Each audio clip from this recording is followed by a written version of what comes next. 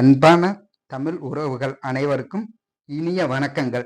நம்ம இப்ப எங்க போய்கிட்டு இருக்கோம்னா ஒரு ஆன்மீகம் அற்புதமான ஒரு இடத்தை தேடி போய்கிட்டு இருக்கோம். அது என்ன இடம்னா இந்தியாவின் புண்ணிய நதியான கங்கை நதிக்கரையில எப்படி சிவன் இருந்து எல்லாருக்கும் மோட்சம் கொடுக்கிறாரோ அதே மாதிரிதான் நம்ம தென்காசிலையும் ஒரு நதிக்கரையில சிவபெருமான் எல்லாத்துக்கும் மோட்சத்துக்கு கொடுத்துக்கிட்டு இருக்காங்க. அது எந்த இடம்னா சாம்பவர் வடகரை அகஸ்தீஸ்வரர் சாம்பவர் மூர்த்தி ஆலயம். அந்த ஆலயத்துக்கு எப்படி போறோம்னா கடையநல்லூர்ல இருந்து மங்களாபுரம் வழியா போறோம். போற வழியில பார்த்தா சாலைக்கு இரு புறத்திலும் நெற்கதிர்கள் அவ்வாறு அழகா விளைஞ்சு நிக்குது. தென்னை மரங்களும் சாலையில எந்த ஒரு இடைஞ்சலும் இல்லாம எப்படி ஒரு அழகான நேர்த்தியான ஒரு சாலை, போக்குவரத்து நெரிசலே இல்லாத ஒரு சாலை. இந்த ரோட்ல போக போக 2-3 ஸ்கூல்ஸ் இருக்கு, பள்ளிக்கூடங்கள் இருக்கு. அதையும் தாண்டி கொஞ்ச தூரம் போனோம்னா கொஞ்ச தூரத்துல வேளாண் பண்ணைகள் இருக்கு. கரெக்டா ஒரு 6 கிலோமீட்டர், அந்த 6 கிலோமீட்டர் தாண்டி போனோம்னா சாம்பவர் வடகரைன்னு ஒரு அழகான ஒரு கிராமம் வரும். அந்த கிராமத்துலதான் நம்ம பார்க்கக்கூடிய அந்த அற்புதமான கோயில் சாம்பவர் மூர்த்தி கோயில். இதுதாங்க நம்ம வந்திருக்கக்கூடிய தென்னகத்து காசி அகத்தீஸ்வரர் சாம்பவ மூர்த்தி திருக்கோயில். இந்த கோயிலை போய் பார்ப்போம். தென்னகத்தின் காசி, அதாவது தென்காசியில இருக்கக்கூடிய ஒரு காசி, அதாவது தென் இந்தியாவின் ஒரு காசின்னு கூட சொல்லலாம். எப்படி காசியை சுத்தி சுடுகாடுகள் பிணங்கள் எரிக்கக்கூடிய இடம் இருக்குதோ அதே போல இங்கேயும் ஏகப்பட்ட சுடுகாடுகள் இருக்கு. அப்புறம் இங்க வந்து பாத்தீங்கன்னா பிள்ளையார், அரச மரத்துக்கு அடியில ஒரு பிள்ளையார் இருக்காரு. நம்ம தலைவர் ஒரு வணக்கத்தை போட்டு இப்போ நம்ம படிக்கட்டுல இறங்கி போய்கிட்டு இருக்கோம். இதுதாங்க அனுமன் நதியோட வடகரைக்கும் தென்கரைக்கும் இடையில உள்ள பாலம். இந்த பாலத்துல பாத்தீங்கன்னா தென்கரையிலையும் வடபுறத்திலையும் பக்தர்கள் குளிச்சுக்கிட்டு இருக்காங்க, சிறுவர்கள் குளிச்சுக்கிட்டு இருக்காங்க. அங்க அழகான ஒரு குட்டி பொண்ணு மீன் பிடிச்சுக்கிட்டு இருக்கு. மீனுக்கு பொரிய போட்டு வாட்டர் பாட்டில வச்சு மீன் பிடிச்சுக்கிட்டு இருக்கு. அதையும் பார்த்துட்டோம். இதுதாங்க அகத்தியர் அருவி.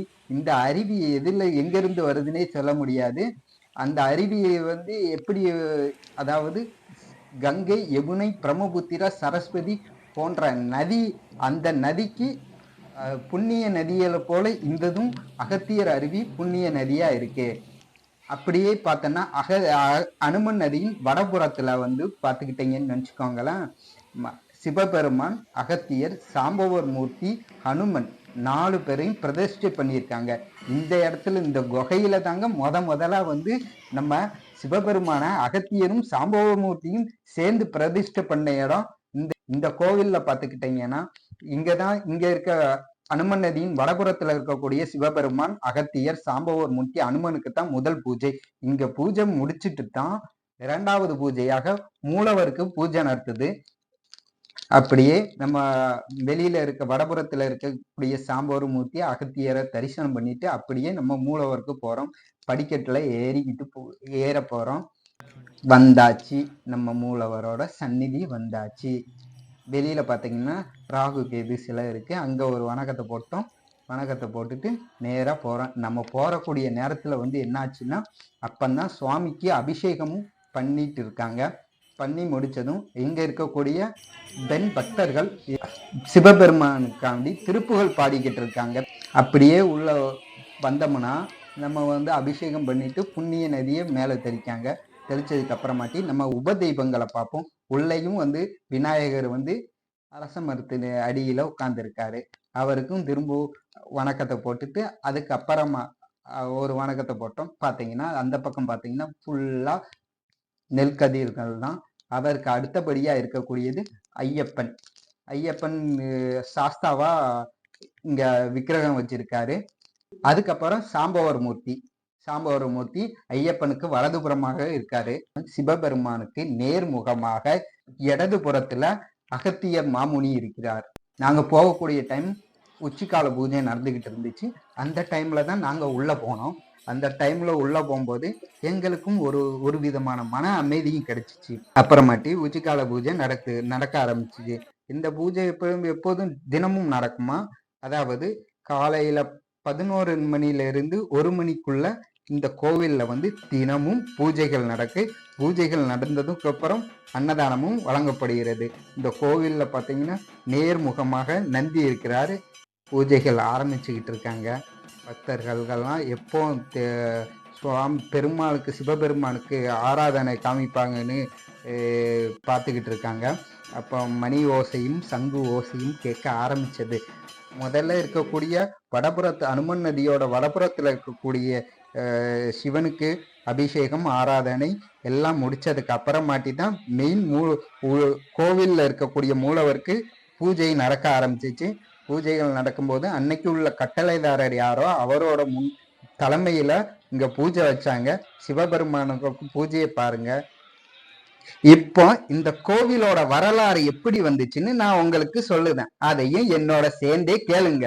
அந்த கோவிலோட வரலாறு என்னன்னா, சிவனுக்கும் பார்வதிக்கும் திருமணம் கைலாய மலையில நடந்துச்சு. அப்ப இருக்கக்கூடிய தேவர்களும் ரிஷிவர்களும் எல்லா பூத கணக்களும் எல்லாருமே சிவபெருமானோட கல்யாணத்தை காண கைலாச மலைக்கு எல்லாரும் குவிஞ்சதுனால பூமி சமநிலை இல்லாம ஒரு பக்கம் ஏரியும் ஒரு பக்கம் இறங்கி இருந்துச்சு. அதாவது வடமுனை இறங்கியும் தென்முனை உயர்ந்து இருந்துச்சு. அப்போ வந்து பூமியோட சமநிலையை சமம் செய்ய அகத்திய மாமுனிவரை சிவபெருமான் பூமியோட சமநிலைப்படுத்துன்னு அனுப்பி விடுதாரு. உடனே இவர் என்ன பண்ணுதாருன்னா, அகத்திய மாமுனி உங்களோட கல்யாணத்தை பார்க்க திருமணத்தை பார்க்காம நான் எப்படி இருப்பேன் அப்படின்னு ஒரு கேள்வி கேட்கும்போது, நீ எந்த இடத்துக்குள்ள போய் இந்த பூமியை சமநிலைப்படுத்திட்டு எந்த இடத்துல போய் என்ன நினைக்கிறையோ அந்த இடத்துல என்னோட திருமண கோலத்தை காட்சி தருவேன் அப்படின்னு சிவபெருமான் வாக்கு கொடுக்காரு. அதே போல சிவபெருமானோட கட்டளைக்கு இணைங்க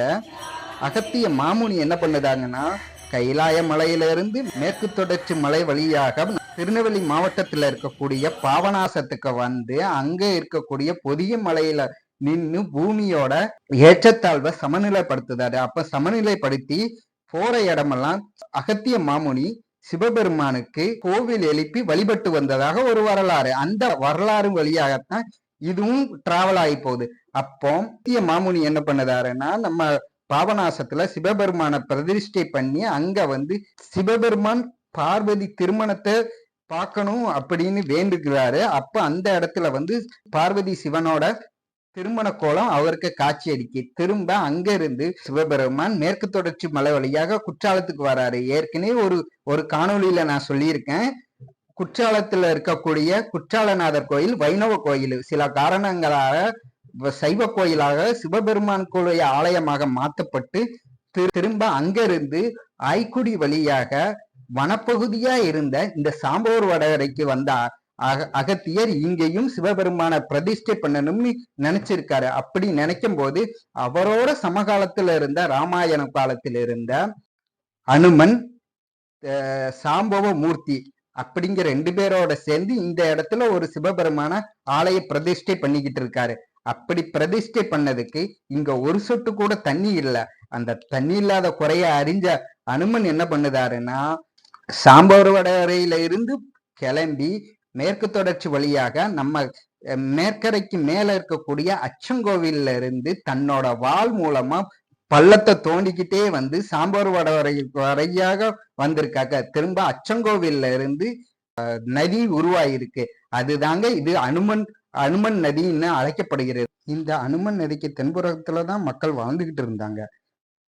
காலப்போக்கில் அதுல நிறைய வெள்ளப்பெருக்கு வந்ததுனால அங்க மக்களோட சேதாரம் நிறைய ஆயிடுச்சு. உயிர் சேதாரங்களும் அவர்களோட உடைமை வீட்டு உள்ள பொருட்கள் எல்லாம் இழக்க நேரிடுச்சு. ஏன்னா தென்பகுதி அனுமன் நதியோட தென்பகுதி தாழ்வாகவும் வடபகுதி உயர்வாக இருந்துச்சு. திரும்ப தென்பகுதிய விவசாய நிலங்களாகவும் வடபகுதியை மக்கள் குடியிருப்பதாகவும் பிற்காலத்துல மாத்திக்கிட்டாங்க. இதுதாங்க இங்குள்ள இந்த கோவிலோட தல வரலாறு. இந்த கோவிலோட தல வரலாறுல இன்னொன்னு மிக முக்கியமானது என்னன்னா, இங்க வந்து எல்லா சித்தர்களும் இன்னமும் வாழ்ந்து வந்துகிட்டு இருக்கதாக சொல்லுதாங்க.